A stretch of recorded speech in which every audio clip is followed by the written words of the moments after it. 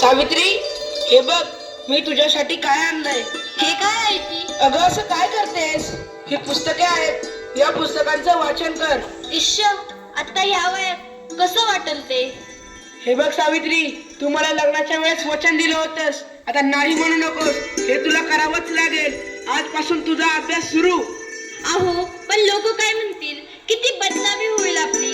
लोक तू करतील आपल्यावर. स्त्रिया या घरातल्या कामातच बऱ्या वाटतात, असं बाहेर जाऊन नाही हो. बरं असू द्या, ही पुस्तके राहू द्या बाजूला, मला लई काम आहे ती. अरे बाळा, गप माझ्या सोन्या, तुला काय हवंय? का रडतयस? अगं बाई, हे सांग तर लय तापले या.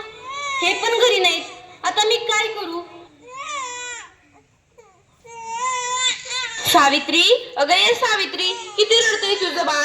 काय झालंय त्याला? होय ग पारू, रात्रीपासून लय रडायला लागले बघ. काय ठाऊक काय झालं या? अंग बी लय तापलं या. अगं सावित्री, अगं याचं अंग तर इस्तवणी तापलं या. होय ग पारू, आता मी काय करू? अगं सावित्री, ही तर भूतबाधा आहे, भूतबाधा. काय भूतबाधा? माझ्या लेकराला भूताने झपटलंय? नाही नाही, असं होऊच शकत नाही. होय सावित्री, असंच झालंय. याच्या पापण्या बघ कशा लाल झाल्यात. मग आता मी काय करू? हे पण घरी नाहीत. अगं तुझं पोरग लय तापलंय, आता रडत बसू नकोस, वेळ वाया घालू नकोस. आपल्या गावाबाहेर मांत्रिक बाबा आले, लय जालीम उपाय करतात ते, त्यांच्याकडे घेऊन जा त्याला. वाटलं तर मी येते तुझ्या संग. होय होय, चल लवकर, माझं लेकरू लय तापलंय या. बाबा, ते बाळाला घेऊन येत आहे आपल्याकडे. म्हणजे आज आपली कमाई होणार. बाबा, माझ्या बाळाला वाचवा बाबा, माझ्या बाळाला वाचवा. त्याचा विस्तवासारखं तापलंय बाबा, काहीतरी करा बाबा, काहीतरी करा. तुझ्या बाळाला भूतबाधा झाली या. कसली भूतबाधा बाबा? बाई, तुझ्या बाळाला विहिरीतल्या भूताने झपटलंय. काय? विहिरीतल्या भूताने? मग काहीतरी उपाय सुचवा बाबा, मी माझ्या बाळासाठी काय पण करीन. बाई, तू काळजी करू नकोस, बाबांवर विश्वास ठेव, सगळं काही चांगलं होईल. थोडा धीर धर. कसा धीर धरू बाबा, कसा धीर धरू? तुला तुझ्या बाळासाठी बळी द्यावा लागेल, म्हणजे तुला एक बकऱ्याचा नैवेद्य द्यावा लागेल. ठीक आहे बाबा, मी माझ्या बाळासाठी वाटतेन ते करेन, पण माझं बाळ वाचलं पाहिजे. माझ्या बाळाला वाचवा बाबा. बाई, तुला काय करायची गरज नाही, तू फक्त पैसे दे, नैवेद्य आम्ही करू. ठीक आहे बाबा, मी वाटेल तेवढं पैसे देईन, पण माझं बाळ वाचलं पाहिजे. हे घे अंगारा, दिवसातनं 2 वेळेस लावत जा बाळाला. बाबा की जय हो, बाबा की जय हो, बाबा मोले, बाबा मोले. पण कसं काही ताप कमी नाही झाला? काल बाबाकडे जाऊन पण काय बी फरक पडला नाही. अगं किती रडतोय तो, तुला किती वेळा सांगितलंय त्याला दवाखान्यात घेऊन जा म्हणून, पण तू काय माझं ऐकू नकोस.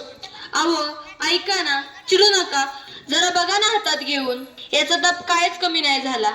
जरा बघा ना याला काय झालंय ते. त्यावेळी तुला किती वेळा सांगितलं की घरात प्रसूती करू नकोस म्हणून. अशा वेळी एका आईचं आणि बाळाचं दवाखान्यात असणं किती महत्वाचं असतं, माहित आहे का तुला? अहो, पण पुरुषाच्या हातून प्रसूती करताना लाज वाटते. कसं वाटतं ते? त्यावेळेस दवाखान्यात कुठल्या महिला डॉक्टर पण नव्हत्या, मी कशी करणार होते प्रसूती?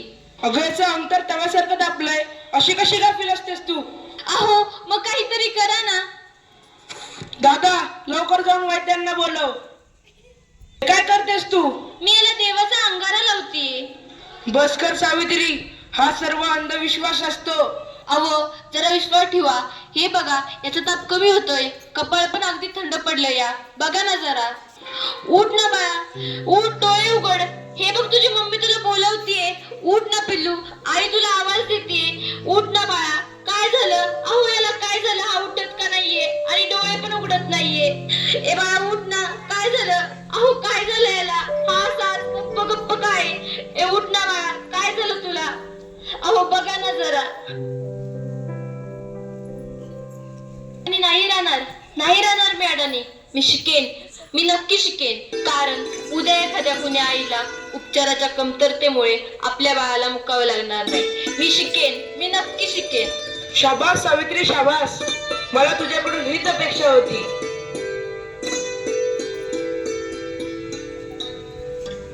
अगं बाई, मला माहितीच नव्हतं सूर्य हा पृथ्वीच्या गोल फिरतो.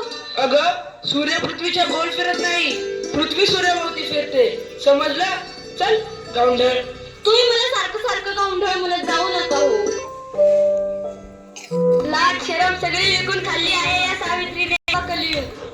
डोक्यावर विळ्या वाटेल तेव्हा कळेल या सुमंत्रावांना असं कोणी आपल्या बायकोला शिकवतं का? सगळं जग नष्ट होईल बघत राहा तुम्ही. काय झालं? या समाजाला घाबरलीस की काय? हे तर तुला आयुष्यभर सहन करावं लागणार आहे. नाही, मला आता कोणी काही म्हणू दे, मी आता मागे हटणार नाही. मी शिकेन, मी नक्की शिकेन. मग चल माझ्या बरोबर. पोस्टमन, सुमंतरावांचं घर हेच आहे का? तुमची दिल्लीहून तार आलीये. सावित्री, तुला दिल्लीवरून तार आलीये. तुला दिल्लीला जावं लागेल. तुला दिल्लीला पुरस्कारासाठी बोलवलंय. तुझा सत्कार होणार आहे. काय? आज हे फक्त तुमच्यामुळे शक्य झालं, नाहीतर मी एकटी काहीच करू शकले नसते. Congratulations, keep it up. महिलांचा सन्मान वाढवला तुम्ही. आज माझ्या हातात ही डॉक्टरकीची पदवी नसून उद्याच्या त्या सोनेरी क्षणाची चावी आहे, ज्याच्यावर आजपर्यंत फक्त अंधविश्वास व नकारवक्तेचे कुलूप लागले होते. माझ्या देशात अशा अनेक महिला आहेत ज्यांची स्वप्न चुलीच्या धुरात हरवून गेली आहेत.